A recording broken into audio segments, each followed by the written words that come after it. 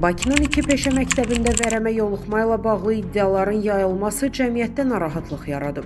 Son günlər əhali arasında öskürək hallarının artması da diqqət çəkir və bu, vərəm riskinə dair sualları gücləndirir.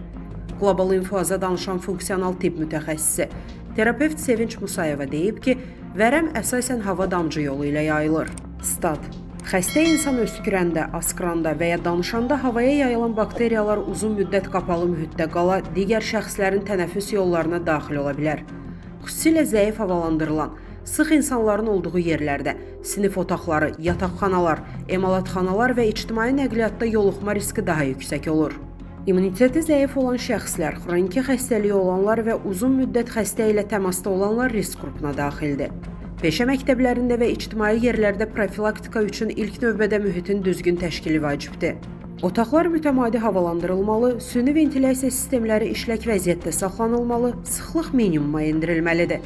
Xəstəlik aşkarlandıqda həmin şəxsin dərhal müalicəyə cəlb olunması və kollektivdən müvəqqəti təcridi vacibdir. Öskürərkən və ya askırarkən ağız-burnun örtülməsi, fərdi gigiyena vasitələrindən istifadə, əllərin mütəmadi yuyulması mühüm rol oynayır. Statın sonu. Əziz izləyicilər, xəbərlərdən məlumat əldə etmək üçün kanalımıza abunə ola bilərsiniz.